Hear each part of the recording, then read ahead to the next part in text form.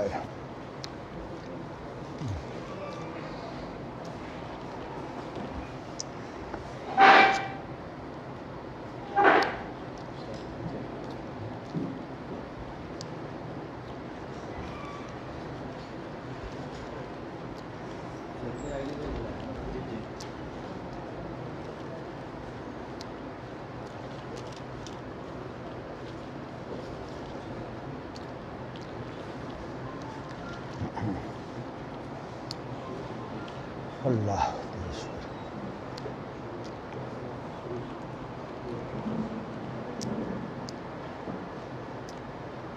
بسم اللہ الرحمن الرحیم.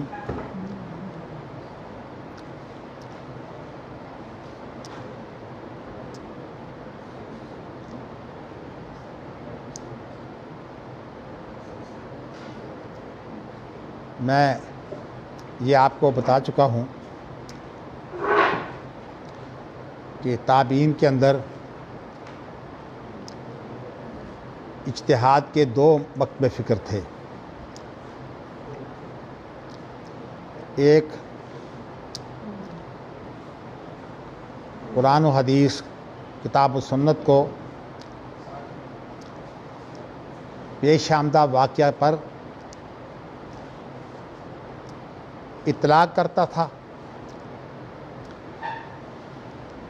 اس طرح وہ اہل علم جو کتاب و سنت کو سمجھتے ہوں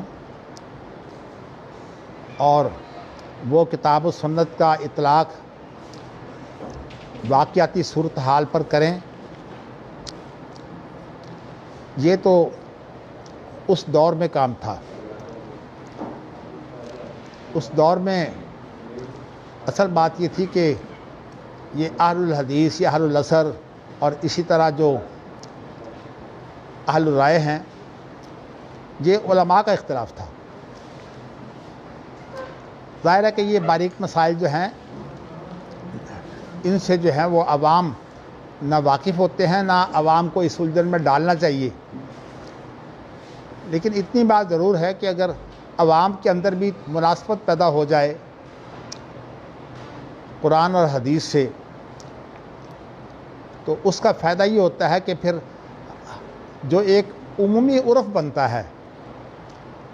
وہ عرف جو ہے وہ چونکہ اس میں عوام شامل ہوتے ہیں، اس لیے اس عرف کے اندر یہ چیزیں جو ہیں یہ واضح ہو جاتی ہیں. اس عرف کو پیش کرنے کے لیے محدثین نے کام کیا ہے، اور اس سلسلے میں محدثین نے جو ہے اہل الرائے نے تو ظاہر ہے کہ پہلے فقہ تیار کی تھی اور اس کے بعد اصول فقہ تیار کر کے جو ہے وہ قرآن و حدیث کے اندر وہ جو کچھ جو ہے وہ چیزیں چھوڑ سکتے تھے یا کوئی ہیلا وغیرہ کر سکتے تھے تو انہوں نے یہ ہیلے کر کے سارے کام کر لیے. لیکن محدثین میں سے بھی ایسے لوگ ہوئے ہیں جنہوں نے دو طرح سے کام کیا ہے. ایک تو وہ محدثین ہیں جو سوچ کے اعتبار سے جو ہیں وہ اجتہاد کو کتاب و سنت کے اطلاق کا ایک ذریعہ سمجھتے تھے. انہوں نے جو ہے وہ خاص طور پر جو امام بخاری ہیں انہوں نے ایسا کام کیا ہے کہ ہر جگہ کتاب و سنت کا جو ہے براہ راست اطلاق کرتے ہیں، اور اہل الرائے کی جو کتاب و سنت کو چھوڑنے کی بات ہے یا کتاب و سنت کے اندر تعویلوں کی بات ہے، اس کو بھی وہ اجاگر کرتے ہیں کتاب و سنت کا مقابلہ کر کے. ابھی وہ دور نہیں آیا تھا جب کہ تقلید بہت پختہ ہو جائے. امام بخاری کا انتقال جو ہے وہ 256 میں ہوا ہے، یعنی تیسری صدی ہجری جو ہے اس کے وسط میں. لیکن جو تقلید پختہ ہوئی ہے وہ چوتھی صدی ہجری میں جو ہے وہ تقلید پختہ ہوئی ہے. اس لیے امام بخاری جو ہیں وہ اب جو اہل علم ہیں جنہوں نے ان طریقوں کو اختیار کیا ہوا ہے وہ پھر ان کی باتیں پیش کر کے جو ہے وہ وضاحت کرتے ہیں. قرآن و حدیث کو جو ہے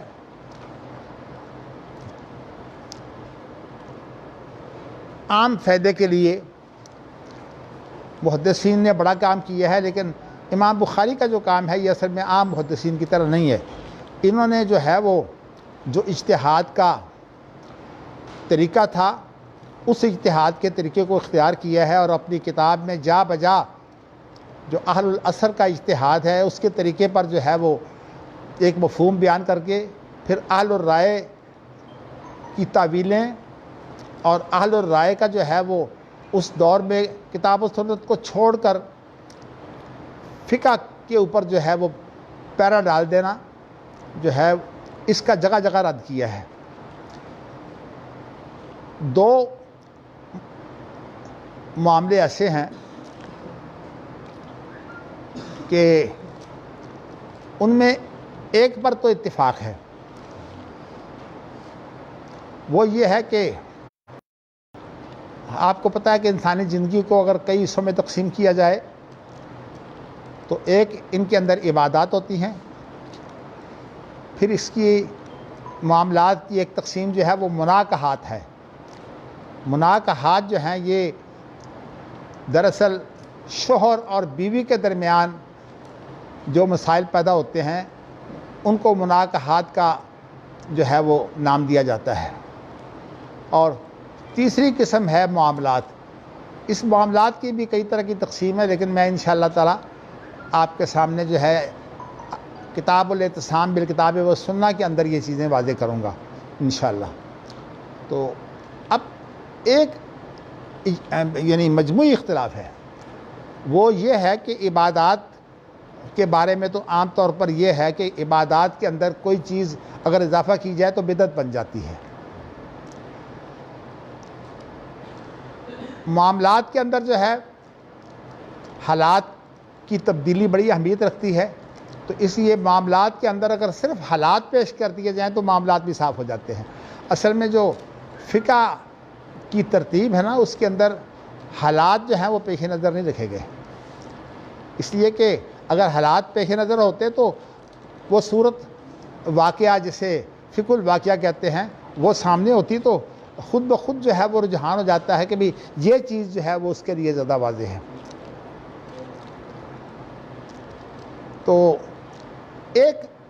جو کتاب ہے یا ایک حصہ جو ہے ہماری زندگی کا اس کے بارے میں جو ہے وہ اختلاف ہے. وہ کون سا؟ مناکحات کا باب جو ہے. مناکحات کے اندر تقریباً سارے وہ معاملات ہیں جو ایک خاندان کو پیش آتے ہیں، اور یہ رشتہ نکاح قائم کرنے کے لیے جو معاملات پیش آتے ہیں وہ بھی سارے، حتیٰ کہ اس کے اندر جو ہے وہ جو وصیت کا باب ہے وہ بھی عام طور پر مناکحات کا حصہ سمجھا جاتا ہے. اور مناکحات کے اندر اہل العصر یعنی اہل الحدیث کا طریقہ کار یہ ہے کہ وہ کہتے ہیں کہ مناکحات جو ہیں یہ بھی اسی طرح جو ہیں وہ مقدس ہیں جس طرح کے عبادات مقدس ہوتی ہیں. عبادات کے اندر جو ہے وہ جب آپ جو ہے وہ نبی اکرم صلی اللہ علیہ وسلم کے طریقے کو جو ہے اختیار کرتے ہیں تو مناکحات کے اندر بھی نبی اکرم صلی اللہ علیہ وسلم کے جو ارشادات ہیں جنہیں احادیث کہا جاتا ہے ان احادیث کو جو ہے وہ ترجیح دی جائے اور اس کے اندر جو ہے وہ اس طرح کے ہیلے اور تعویلیں نہ کی جائیں. اس لیے کہ سمجھا یہ جاتا ہے کہ نکاح جو ہے وہ اسی طرح کا معاملہ ہے جس طرح بازار کی سودے بازی کر لی. حالانکہ نکاح جو ہے وہ اس طرح کا معاملہ نہیں ہوتا. بازار میں جب آپ سودے بازی کرتے ہیں تو اس وقت جو ہے وہ آپ کے معاملے کے اندر آپ کو اختیار ہوتا ہے کہ آپ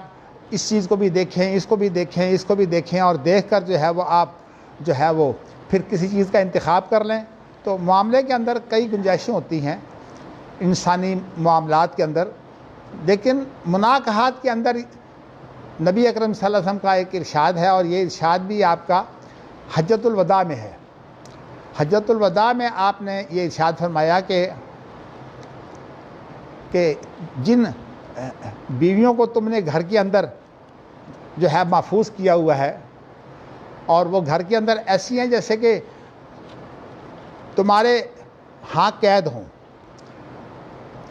تو اس کے بعد فرمایا کہ یہ بات سمجھ لو کہ تم نے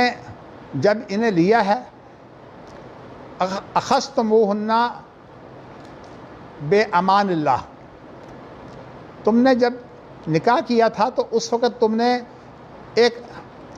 صرف عام یہ طریقہ نہیں ہے کہ کوئی عورت جو ہے اس کے ساتھ نکاح کر لیا جائے، بلکہ اس سلسلے میں جو ہے باقاعدہ ولی اور جو شوہر ہے ان کا آپس میں عقد ہوتا ہے، یعنی ان کا آپس میں معاملہ طے ہوتا ہے کہ ولی یہ کہتا ہے کہ میں نے اب تک جو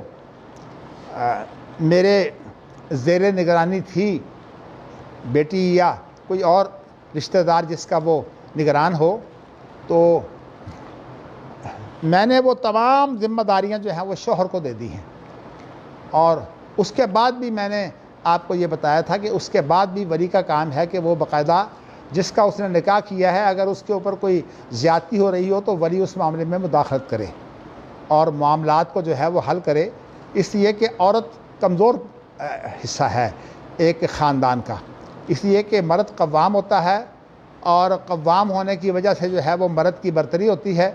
ایک تو اس وجہ سے کہ کنٹرول کے معاملے میں ویسے ہی مرد جو ہے وہ مضبوط ہوتا ہے، اور عورت جو ہے وہ کنٹرول کے معاملے میں کمزور ہوتی ہے، اسی لیے عورت جو ہے اس کے معاملات میں اس کے کمزور ہونے کی وجہ سے اگر کہیں مجبوری بھی ہے تو اس مجبوری کا علاج یہ کیا گیا ہے کہ وہاں ایک عورت کی بجائے 2 عورتیں بنا دی ہیں، جیسے کہ معاملات جو ہمارے ہاں پیش آتے ہیں ان کے اندر جو ہے وہ قرآن مجید میں یہ موجود ہے کہ جب تم آپس کے اندر کوئی معاملہ ایسے کرو جس کو دین کہتے ہیں، دین اصل میں ایک وسیع لفظ ہے، اس کے اندر جو ہے وہ چیزیں بھی آ جاتی ہیں جو چیزیں جو ہیں وہ ہم جو ہیں وہ ادھار صورت میں کرتے ہیں، اور اس کے اندر خاص طور پر جو سرمایہ کاری ہے، سرمایہ کاری کا پورا نظام اس کے اندر آ جاتا ہے، تو یہ انشاءاللہ تعالی اقتصادیات کا جو باب ہے میں اس کے بارے میں انشاءاللہ تعالی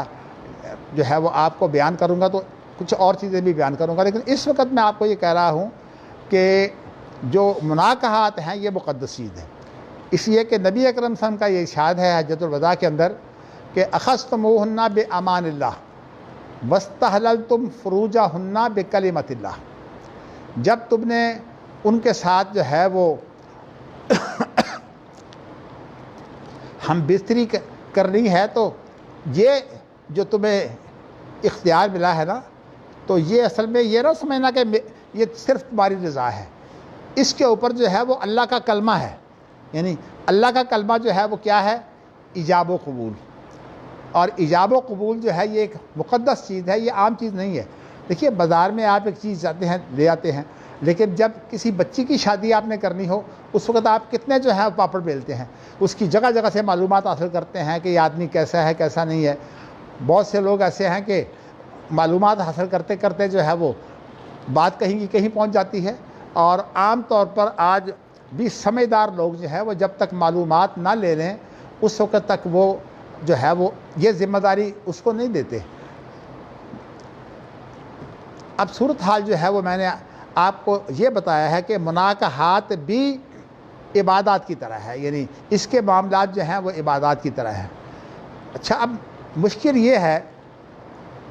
کہ امام بخاری کے دور میں ابھی پوری فقہ حنفی تو تیار نہیں تھی، لیکن جو موٹے موٹے مسائل تھے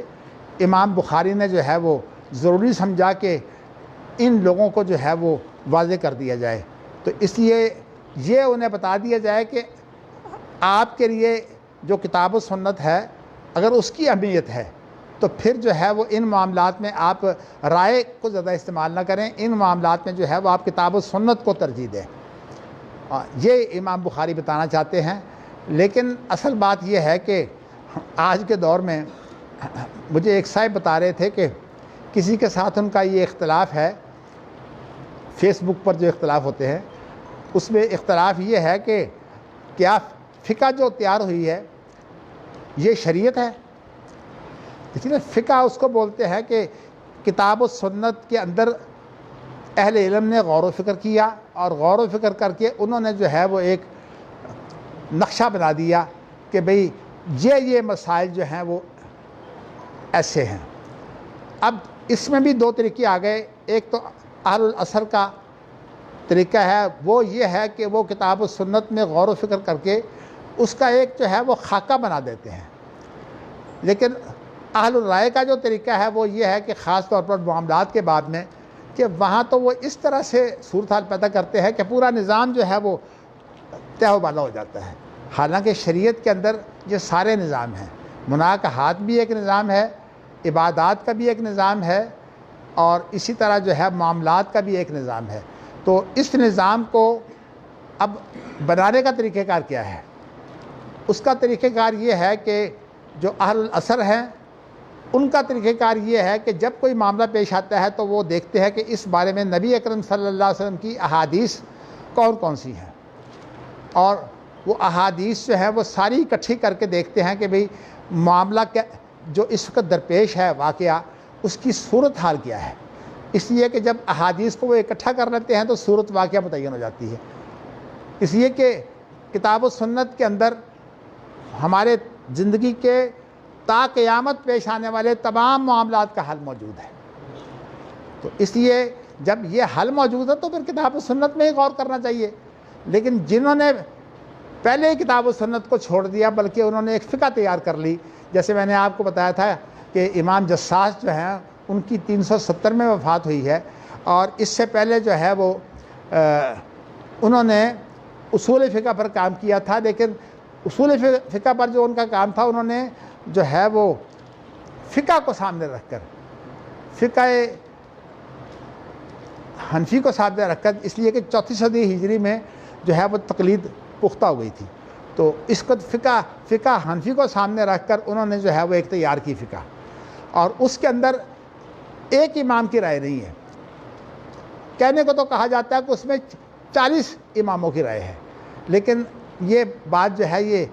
بنتی بھی نہیں ہے عملی صورتحال، اس لیے کہ امام ابو حنیفہ کے ساتھ جو ہے اس طرح تھے ہی نہیں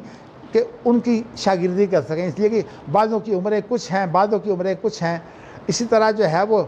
دوسرے لوگ جو ہیں وہ ان کی رائے جو ہے مستقل ہے۔ لیکن فقہ حنفی میں یہ کام کیا گیا کہ جب اس کو فقہ حنفی تیار کی گئی تو تمام کی رائے جو ہے ان کو اہمیت دی گئی، اور وہ فقہ کی پابندی کی گئی، اور جتنے بھی اصول بنائے گئے وہ فقہ کے لیے بنائے گئے، نہیں فقہ تو طے شدہ ہے، اس کے اندر تو کوئی تبدیلی ہو نہیں سکتی۔ کتاب و سنت میں جہاں تبدیلی ہو سکتی ہے وہ کر لے۔ میں ویسے آپ کو جو مسائل میں نے پیش کیے تھے، امام بخاری اصل میں یہی بات کہنا چاہتے ہیں کہ حدیث اور قرآن کو چھوڑ کر جو آپ یہ کام کر رہے ہیں نا، یہ کام اس طرح نہیں ہوگا۔ حقیقت یہ ہے کہ وہ دور نہیں تھا، لیکن اب ایسا دور آ گیا ہے کہ ان چیزوں کو واضح کیا جائے، اور اللہ کا شکر ہے کہ اللہ کے ایک عاجز بندے کو یہ توفیق ملی ہے کہ اس نے ان چیزوں کو بھی واضح کیا ہے۔ آج سے کوئی 40 سال پہلے جو ہے وہ ایک بڑا اہم مسئلہ تھا، وہ یہ تھا کہ شریعت بل جو ہے وہ سینٹ کے اندر پیش ہو گیا تھا، اور اس کے اندر سینٹ کے اندر جو بل پیش کیا اس کے اندر قاضی عبداللطیف جو سینٹ کے ممبر تھے، اور مولانا سمیع الحق جو اکوڑا کھٹک کا ایک بڑا مدرسہ ہے اس کے جو ہیں وہ کرتے درتے تھے مولانا عبدالحق والد کے فوت ہونے کے بعد۔ اور یہ بھی آپ کو شاید علم ہوگا کہ مولانا سمیع الحق کو جو ہے کچھ عرصہ پہلے جو ہے وہ شہید کر دیا گیا۔ تو قاضی عبداللطیف صاحب ویسے فوت ہو گئے ہیں، انہوں نے جب یہ بل پیش کیا تو اس کے اندر انہوں نے یہ کہا کہ کتاب و سنت کے علاوہ جو ہے وہ اماموں کے اقوال کی بھی پابندی کی جائے۔ یہ جب انہوں نے کہا نا کہ شریعت جو ہے اس کے اندر اماموں کے اقوال بھی شامل ہے، تو اس وقت جو ہے وہ مختلف گروہوں کے درمیان میں جو ہے وہ اختلاف پڑ گیا، اور اس وقت خاص طور پر یہ اختلاف پڑا کہ قرآن و حدیث کی کیا حیثیت ہے۔ اللہ تعالیٰ نے اپنے ایک بندے کو جو قانون دان تھا یہ توفیق دی کہ اس نے جو ہے وہ اپنے گھر کے اندر، وہ ایک بڑا عہدیدار تھا، آپ یہ سمجھیے جو اٹارنی جنرل ہوتا ہے وہ حکومت کا وکیل ہوتا ہے، اور وکلاء میں جو ہے وہ تمام وکلاء کا وہ ہیڈ ہوتا ہے، یعنی رئیس جو ہے چیئرمین وہی ہوتا ہے، اس کے نیچے جو ہے وہ کوئی منتخب ہو کر جو ہے وہ وائس چیئرمین بن جاتا ہے۔ لیکن یہ ہے کہ اٹارنی جنرل کا عہدہ سب سے بڑا ہوتا ہے، اور یہ آدمی جو تھا ویسے نیک تھا۔ خاص طور پر یہ جو ہے حاجی غیاث الدین، ان کو اس نام سے پکارتے تھے، انہوں نے جو قادیانیوں کے خلاف جنوبی افریقہ کے اندر مقدمہ لڑا تھا نا، اس سے بھی اندازہ ہوتا ہے کہ کتنے جذبے والے تھے۔ اب جنرل ضیاء الحق جو ہیں جب وہ آئے ہیں تو انہوں نے ایسے لوگوں کو جو ہے وہ اپنے ساتھ لیا۔ جب ان کو ساتھ لیا، یہ بل جو ہے یہ ضیاء الحق نے تو پیش نہیں کیا تھا،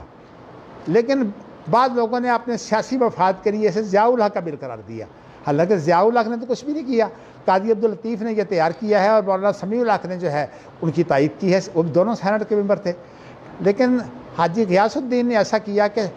جتنے بھی گروپ یہاں سمجھے جاتے ہیں ان کو بلایا۔ تو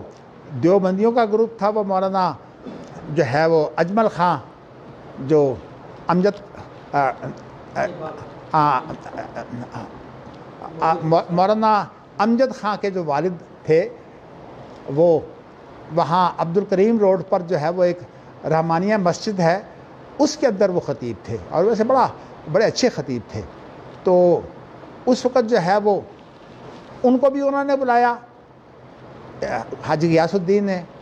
اور جماعت اسلامی سے رابطہ کیا تو انہوں نے اپنا نائب امیر بھیج دیا، ان کا نام تھا اسلم سلیمی۔ اور انہوں نے پھر بریلویوں سے رابطہ کیا تو اس وقت مفتی عبد القیوم ہزاروی جو تھے، جو لوہاری کے اندر پہلی درس کا آتی ہے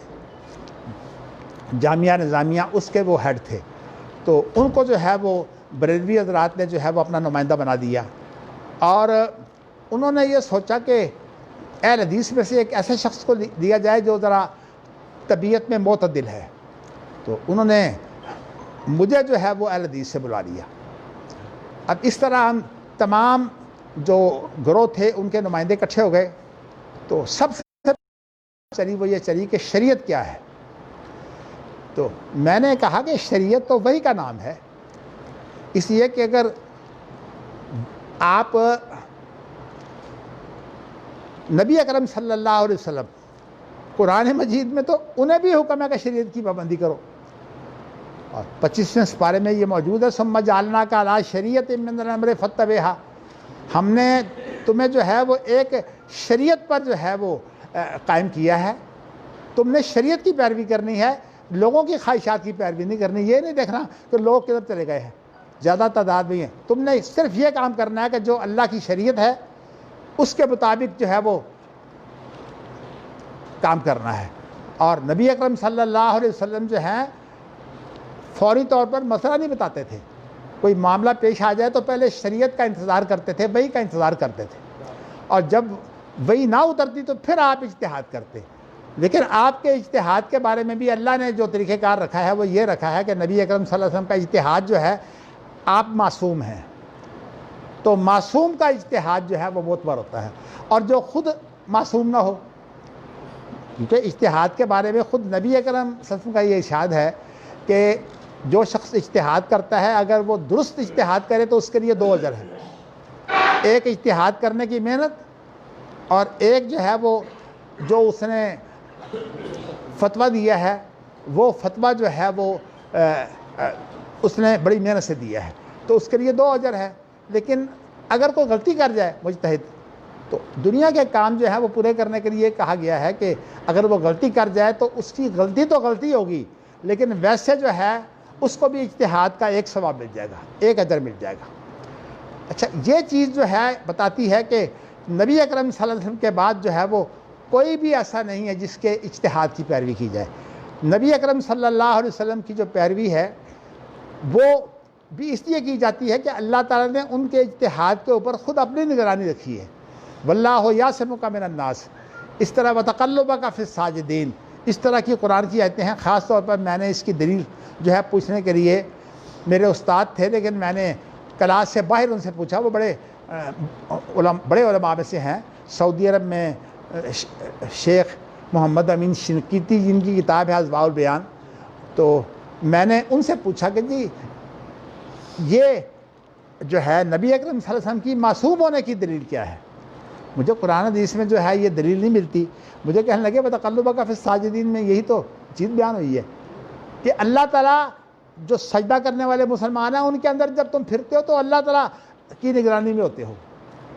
تو اسی طرح جو ہے وہ یہ بھی بتا دیا کہ آپ جو ہے وہ حق بیان کرنے کے لیے پرواہ نہ کریں، یا ایھا الرسول بلغ ما انزل الیک، اے رسول جو تیری طرف اتارا گیا ہے تو انہیں پہنچا دینا ہے۔ اس لیے نبی اکرم صلی اللہ علیہ وسلم اگر کہیں خاموش رہیں تو نبی اکرم صلی اللہ علیہ وسلم کی خاموشی جو ہے وہ بھی حدیث ہے، اور اس کو حدیث تقریری کہتے ہیں۔ اسی لیے امام بخاری نے یہ باب باندھ دیا ہے کہ نبی اکرم صلی اللہ علیہ وسلم کی خاموشی تو حجت ہے، آپ کے علاوہ کسی کی خاموشی حجت نہیں ہے۔ یعنی کوئی اگر صحابی بھی ہو تو اس کی خاموشی حجت نہیں ہے۔ اس لیے صحابہ کا جو اختلاف ہوا ہے اس کے اندر قطعاً اس بات کی اجازت نہیں ہے کہ آپ جو ہے وہ ایک صحابی کو پکڑ لیں۔ آپ نے جو ہے وہ صحابہ کے اختلاف کو بھی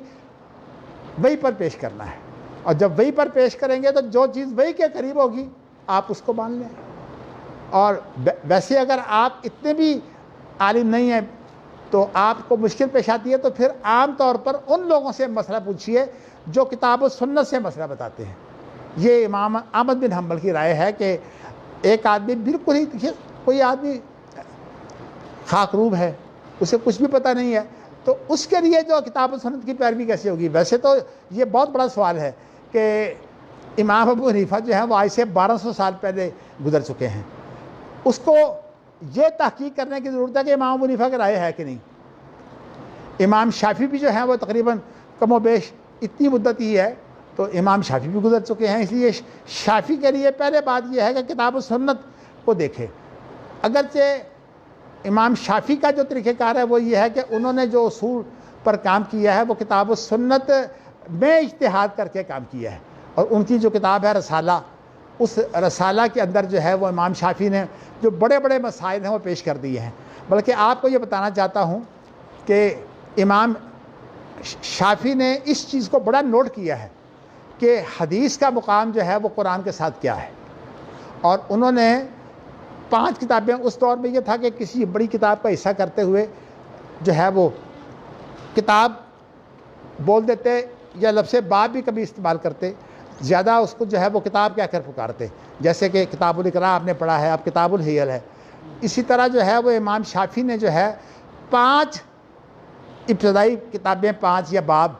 انہوں نے جو ہے وہ حدیث کا قرآن سے کیا تعلق ہے اس کی تفصیلات پیش کی ہیں۔ اب یہ کتاب جو ہے اس کا نام رسالہ ہے، یہ اردو میں بھی ترجمہ موجود ہے اس کا، اور اس کا ترجمہ انگریزی میں بھی موجود ہے، اور بلکہ اور کئی زبانوں میں بھی ہے۔ تو کہنے کا مقصد اصل میں یہ ہے کہ یہ کتاب جو ہے وہ اتنی واضح ہے، اور انہوں نے یہ ثابت کیا ہے کہ حدیث کا تعلق قرآن کا تعلق یہ ہے کہ آپ قرآن کو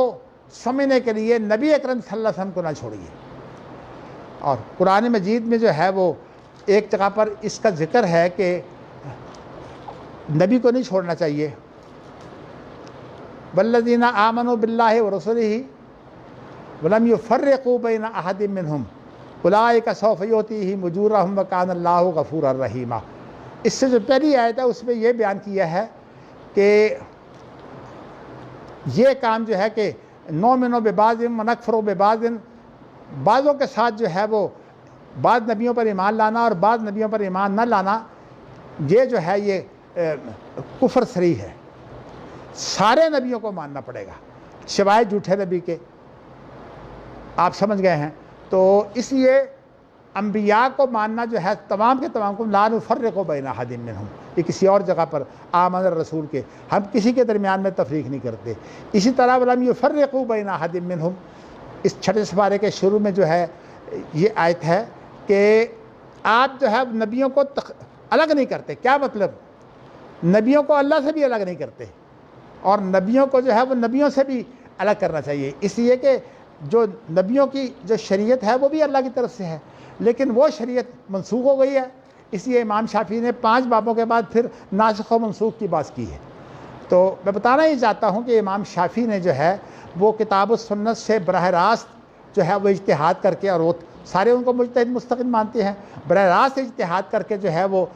اصول فقہ بنایا، اور اصول فقہ کی بنیاد پر پھر انہوں نے جو ہے وہ فقہ بنائی ہے۔ صحیح طریقہ بھی یہی ہے کہ آپ جو ہے وہ سب سے پہلے ان چیزوں کو سیکھیے۔ مثال کے طور پر ایک آدمی جو ہے وہ عدالت میں پیش ہوتا ہے، اس کے بعد پاس جو ہے وکالت کا لائسنس نہیں ہے، عدالت اس سے جو ہے وہ عدالت میں اپنا موقف پیش کرنے کی اجازت نہیں دیتی، بلکہ یہ ہے کہ سپریم کورٹ کے لیے جو ہے وہ الگ اجازت ملتی ہے بڑی مشکل سے، اور جو لوگ سپریم کورٹ کے وکیل بن جاتے ہیں وہ بڑے خوش ہوتے ہیں اور اس کے لیے مٹھائیاں جو ہیں وہ کھلاتے ہیں۔ تو میں نے آپ کو بتایا ہے کہ جو آدمی قانون کا ماہر نہ ہو وہ عدالت میں پیش نہیں ہو سکتا۔ اب ایک آدمی شریعت کا جو ہے وہ ماہر نہیں ہے تو وہ جو ہے وہ ایسے جو ہے اس کو چھوڑا نہیں جا سکتا۔ تو اس لیے بعض دفعہ قانون دان یہ کہتے ہیں کہ ہم اصل میں ججوں کے جو ہیں وہ استاد ہوتے ہیں، جب ہم انہیں یہ موقف پیش کر رہے ہوتے ہیں تو اصل میں ہم ججوں کے ساتھ مددگار ہوتے ہیں، اور جج بھی جو ہے ان کی بڑی عزت کرتے ہیں، اس لیے کہ انہیں پتہ ہوتا ہے کہ بار کا مسئلہ ہے، بار ایک ایسی تنظیم ہے جو وکیلوں کی حفاظت کرتی ہے، تو اس لیے جج فیصلہ نہیں کرتے جب تک جو ہے وہ قانون دان ان کے پاس پیش نہ ہو جائے۔ ہمارے ہاں جو ہے صورتحال یہ بنی ہوئی ہے کہ یہ تقلید جو ہے وہ ہوئی ہے، لیکن اس کی کوئی سند نہیں ہے۔ پہلے تو آپ دیکھیے کہ امام ابو حنیفہ کے نام پر جو فقہ تیار ہوئی ہے وہ اکیلے امام ابو حنیفہ کی نہیں ہے، سارے مانتے ہیں کہ اس فقہ میں جو ہے وہ تقریباً 40 آدمی شریک ہیں، بعض ایسے ہیں جو امام ابو حنیفہ کے شاگرد ہیں اور بعض ایسے ہیں جو ان کے شاگرد بھی نہیں ہیں۔ اب ایسی فقہ جو تیار ہوئی ہے اس کے بارے میں بعد میں بڑی محنتیں ہوئی ہیں کہ اصل فقہ حنفی کیا ہے، اور یہ صرف اس کے بارے میں نہیں ہے، فقہ حنبلی کے بارے میں بھی یہ بڑا اختلاف ہے کہ اصل فقہ حنبلی کیا ہے، اور سعودی عرب کے بڑے بڑے علماء نے جو ہے وہ اس کے لیے محنتیں کی ہیں، اس کے باوجود جو ہے وہ فیصلہ نہیں کر سکتے کہ فقہ حنبلی یہ ہے۔ اس لیے ان کو تو آسانی یہ ہے کہ ان کا دستور جو ہے وہ کتاب و سنت ہے جو وہی ہے، اور انہوں نے نظام الحکم جو ہے وہ نافذ کر رکھا ہے۔ 1 مارچ 1993 کو یہ شاہ فہد نے جو ہے نظام الحکم کے نام سے اور نظام محکمہ کے نام سے جو ہے وہ 2 چیزیں پیش کی تھیں، 80 دفعات اس کی تھی اور 34 دفعات جو ہے وہ محکمہ کے نظام کی تھی۔ میں نے آپ کو یہ بتایا ہے کہ مئی 1917 کا جو میرا مضمون حسن صاحب نے اختصار کر کے چھاپا ہے اس کے اندر یہ ساری باتیں موجود ہیں۔ تو میں بتانا یہ چاہتا ہوں کہ جب وہاں ہم بیٹھے تو میں الحمدللہ یہ جو اختلافی مسائل ہیں میں ان کو اہمیت نہیں دیتا، میں اس لیے اہمیت نہیں دیتا کہ یہ اجتہادی مسائل ہیں، اور ان اجتہادی مسائل کے اندر اگر کوئی شخص محنت کرتا ہے تو یہ بھی اس کی جو ہے وہ ایک اس کا عذر ہے کہ میں عالم نہیں تھا، اگرچہ نبی اکرم صلی اللہ علیہ وسلم نے جو ہے وہ غیر عالموں کے لیے بھی جو ہے وہ ہدایات دی ہیں، لیکن میں پھر بھی چلیے ایک ہدایت آپ سن لیں۔ ایک جنگ کے اندر ایک صحابی جو ہے اس کو سر میں زخم آ گیا، جب جنگ کے اندر سر میں زخم آیا تو اس نے جو ہے وہ جو اس کے ساتھی تھے قریب جنگ کے اندر تو بہت تعداد ہوتی ہے، اللہ کے رسول بھی موجود تھے، نہیں اللہ کے رسول موجود نہیں تھے اس جنگ میں، تو اس کے اندر اس کو زخم آیا، اور جب اس کو زخم آیا تو نبی اکرم صلی اللہ علیہ اس نے کیا کیا کہ عام صحابہ سے پوچھا، وہ کہنے لگے نہیں تیرے سر میں زخم آ گیا ہے، اللہ کا حکم جو ہے وہ زیادہ بلند ہے، اس لیے ہم تو جو ہے وہ تجھے اجازت نہیں دیں گے کہ تم غسل چھوڑ دو، تمہیں جو کچھ ہوتا ہے سر کے زخم میں تم نے غسل نہیں چھوڑنا۔ اس نے پھر صحابہ کے کہنے پر غسل کر لیا، جب صحابہ کے کہنے پر غسل کر لیا تو کیا ہوا کہ اسے جو ہے وہ ٹیٹنس ہو گیا۔ میں نے ٹیٹنس اسی بولا ہے کہ وہاں تو لفظ ہے قزاز، ہمارے بہت سے لوگ اس کا ترجمہ کرتے ہیں نمونیا، قزاز کا ترجمہ نمونیا نہیں ہوتا، قزاز کا ترجمہ ہے ٹیٹنس۔ ٹیٹنس جو ہے وہ ایسی بیماری بڑی خطرناک ہے، اگر یہ ہمارے ہاں ڈاکٹر لوگ پہلا کام یہ کرتے ہیں کہ جو آدمی کسی حادثے کا شکار ہو جائے لیکن وہ زمین پر گرے تو زمین کی مٹی جو ساتھ ملتی ہے کہتے ہیں اس کو ٹیٹنس کا خطرہ ہوتا ہے، تو اس لیے جاتے ہی اسے سب سے پہلے ٹیٹنس کا ٹیکہ لگا دیتے ہیں، تو یہ ٹیٹنس ہو گیا اسے، اور ٹیٹنس میں کیا ہوتا ہے پورے جو اعصاب ہیں یہ مردہ ہو جاتے ہیں، اکڑ جاتے ہیں، بس اب اعصاب اکڑ گئے تو کوئی بھی حرکت نہیں کر سکتا، اور اس کے بعد جو ہے وہی صورتحال بنی کہ اس کو ٹیٹنس ہو گیا، وہ فوت ہو گیا۔ اب جب فوت ہو گیا تو نبی اکرم صلی اللہ علیہ وسلم نے فرمایا، آپ نے فرمایا کہ جن لوگوں نے اسے مسئلہ بتایا ہے یہ مسئلہ غلط ہے،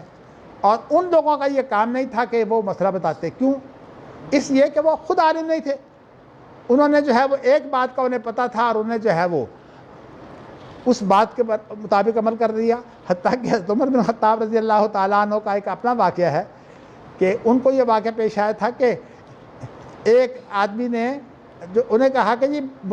میں نے ایسا کیا کہ تیمم کیا، لیکن تیمم ایسا نہیں کیا جیسے تیمم کیا جاتا ہے. میں تو جس طرح گدھا جو ہے وہ مٹی میں لوٹن پوٹن ہوتا ہے نا، میں نے اسی طرح جو ہے وہ لوٹن پوٹن سے ہو کر پورا سر سے لے کر پاؤں تک جو ہے وہ میں نے جو ہے وہ تیمم کر لیا ہے. تو اللہ کے رسول نے فرمایا نہیں، تیمم بہت مختصر سی چیز ہے. تو اس لیے میں یہ بتانا چاہتا ہوں کہ امام شافعی نے پھر فقہ پر پہلا کام کیا، نہیں اصول فقہ پر پہلا کام کیا کہ جن اصولوں سے کتاب و سنت کو سمجھا جاتا ہے. اور امام بخاری نے خاص طور پر اس چیز کی بہت وضاحت کی ہے کہ کتاب و سنت کافی ہے.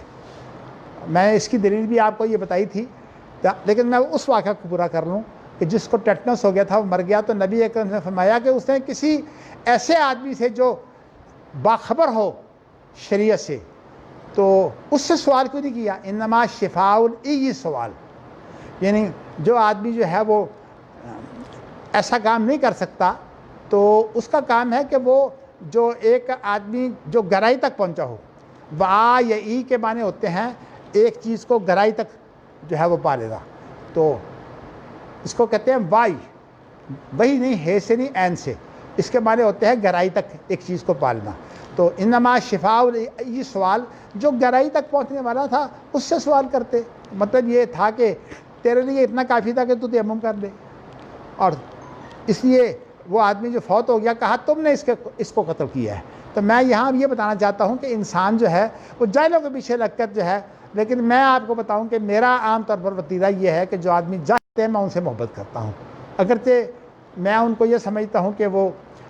عالم نہ ہونے کی وجہ سے جو ہے وہ سمجھتے ہیں کہ شاید ہمارے لیے سب کچھ یہی ہے. اور فقہ حنفی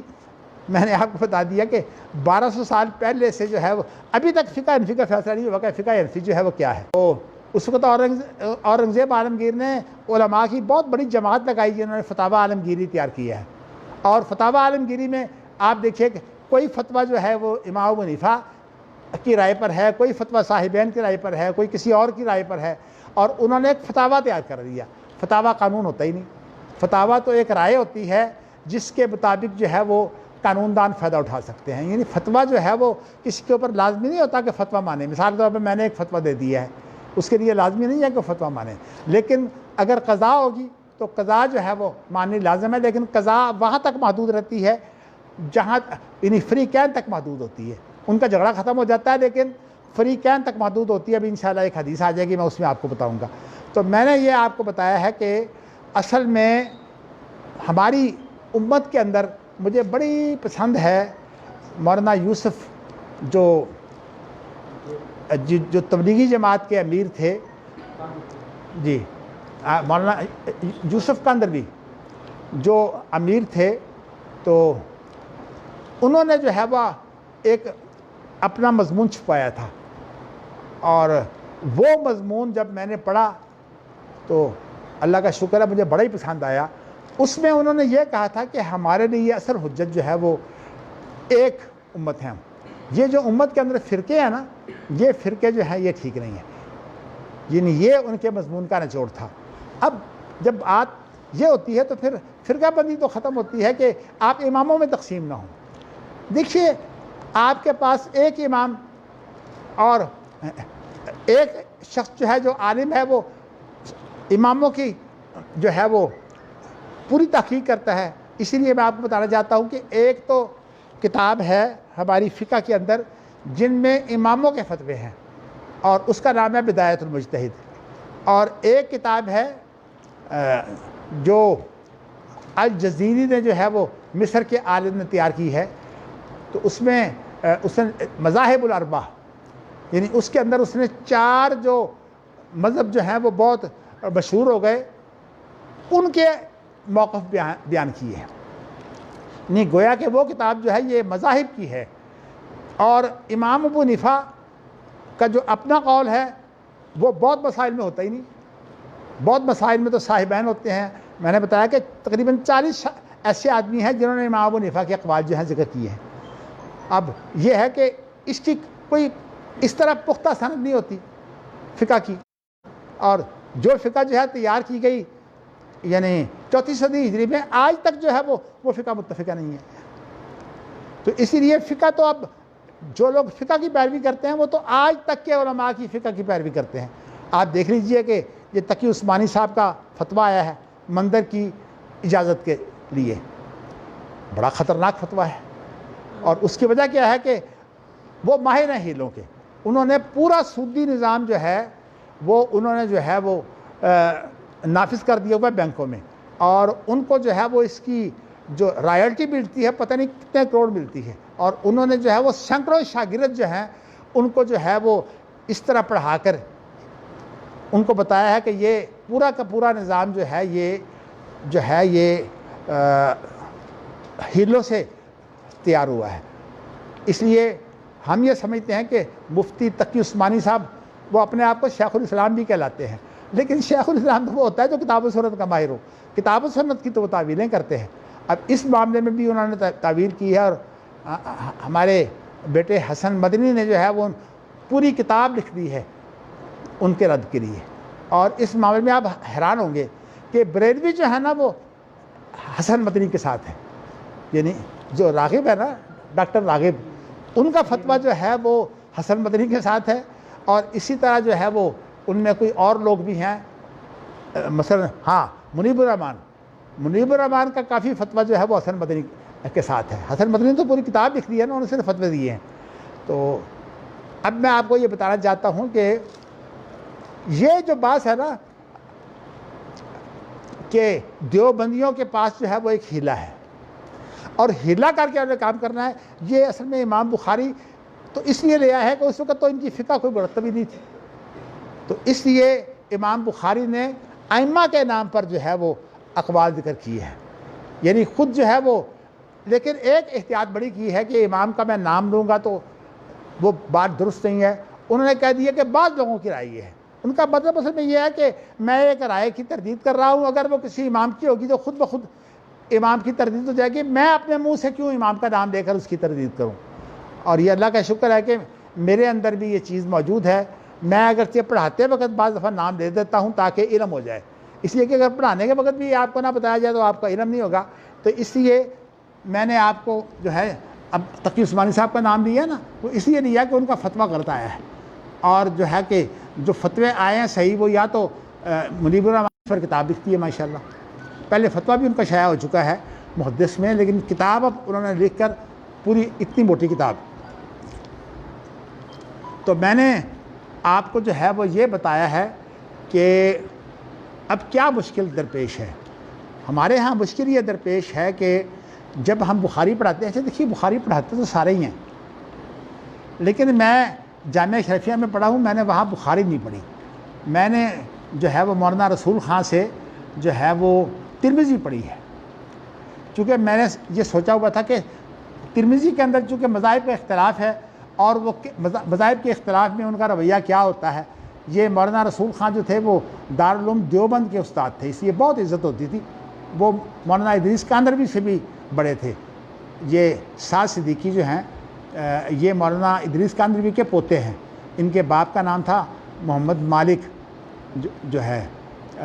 کاندروی. تو یہ میں آپ کو بتانا چاہتا ہوں کہ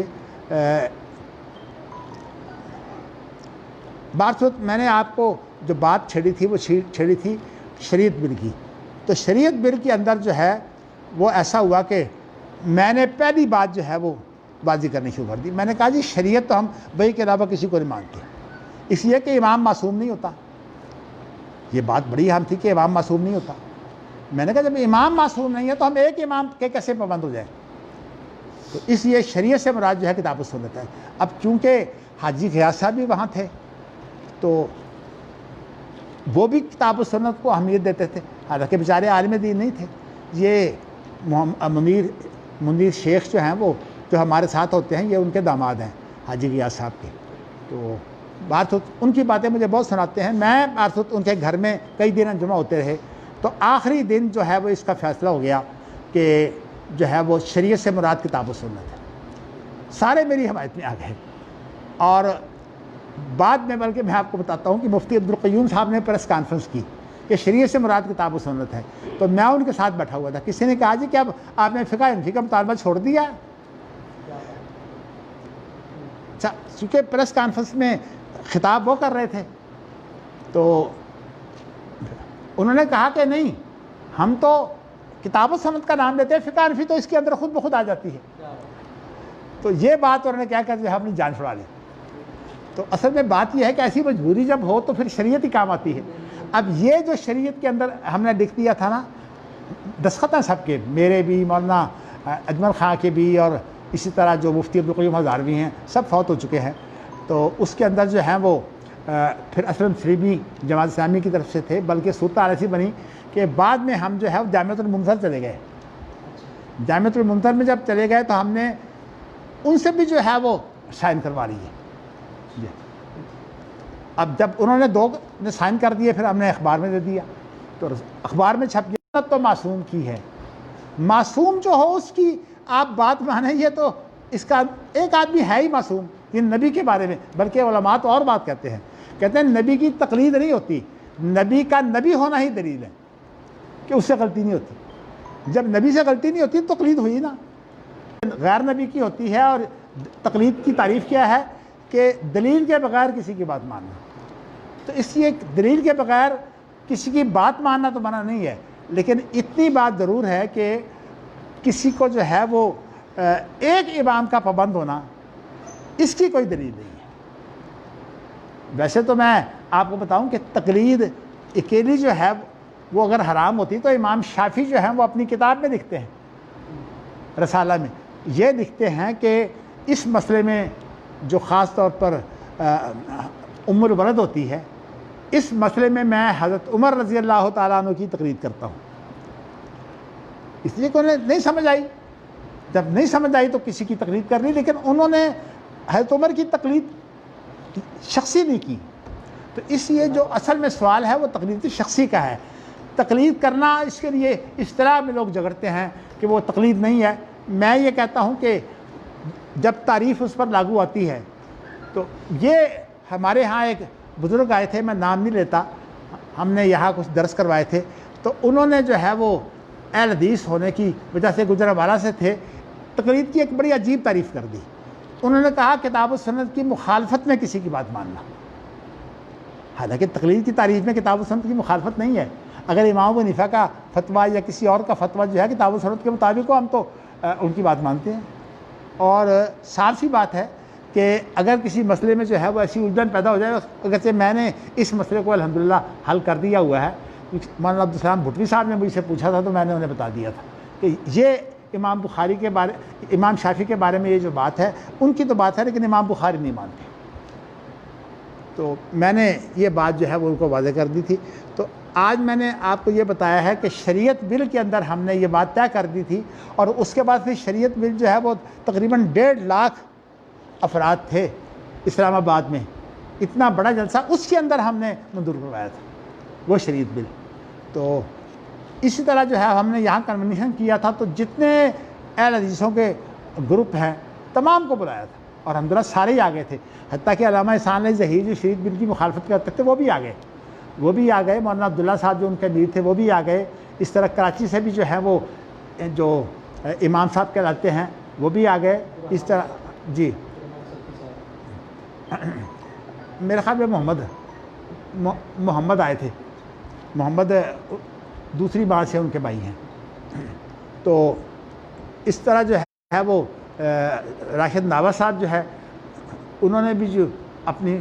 مجاہدین کی جماعت بنائی ہوئی ہے, اس کے لوگ بھی آ گئے. تو ہم نے یہاں یہی پاس کیا تھا کہ شریعت جو ہے وہ ہم تسلیم کرتے ہیں, لیکن شریعت کے علاوہ ہم کسی امام کو جو ہے وہ معصوم نہیں مانتے. میں نے اسی لیے کل آپ کو بتایا تھا کہ شیعہ چونکہ اپنے اماموں کو معصوم مانتے ہیں, اس لیے وہ تو تقلید کر سکتے ہیں, ان کی بنیاد اگرچہ غلط ہے, یعنی ان کے امام جو ہیں وہ معصوم نہیں ہیں, لیکن وہ ان کو معصوم قرار دیتے ہیں. تو اسی لیے شیعہ جو ہیں جب بھی ذکر کرتے ہیں تو اماموں کا ذکر کر کے اس میں طاہرین کا لفظ آتے ہیں. طاہرین کا معنی یہ غلطی سے پاک ہے، معصوم کی جگہ پر، لیکن معصوم بھی کہتے ہیں. تو میرا کہنے کا مقصد یہ ہے کہ یہ چیز آپ نے سن لی. میں اصل میں میں نے باتیں اسی بیان کی ہیں کہ امام بخاری نے، کیونکہ اس وقت فقہ کو ایسی تیار تو نہیں تھی، نام لے لے کر جو ہے وہ اب، لیکن نام نہیں لیا بعض الناس کہ بعض لوگوں کی رائے ہے، لیکن صورتحال یہ ہے کہ اب ہمارے جو خاص طور پر ایسے لوگ ہیں جو امام ابو حنیفہ کے مقلد نہیں ہیں، وہ پھر بعض الناس سے مراد جو ہیں وہ لیتے ہیں حنفی. میرا جو پی ایچ ڈی کا وائوہ تھا نا، اس کے اندر مجھے یہ سوال کر دیا گیا. انہوں نے مجھے پہلا سوال یہ کیا امتحان لیتے ہوئے کہ جی بعض الناس سے کیا مراد ہے بخاری کی. میں نے کہا جی امام بخاری نہ تو ہندوستان میں آئے ہیں، اور دوسرا امام بخاری کا جو دور ہے اس وقت ابھی تقلید شروع نہیں ہوئی تھی. تقلید ہوتی ہے 34 صدی ہجری میں، امام بخاری تو 256 میں فوت ہو جاتے ہیں. تو میں نے کہا نہ تقلید تھی اور نہ اس وقت جو ہے امام بخاری ہندوستان میں آئے ہیں، وہ تو ادھر ہی رہے ہیں. ہاں مکہ مدینہ وغیرہ پھرتے رہے ہیں لیکن ہندوستان میں نہیں آئے. تو میں نے کہا کہ یہ بعض الناس کا جو جن لوگوں نے یہ لکھا کہ اس سے مراد جو ہے وہ حنفی ہیں، تو یہ اصل میں دھکا ہے. تو میں نے کہا کہ مولانا انور شاہ کشمیری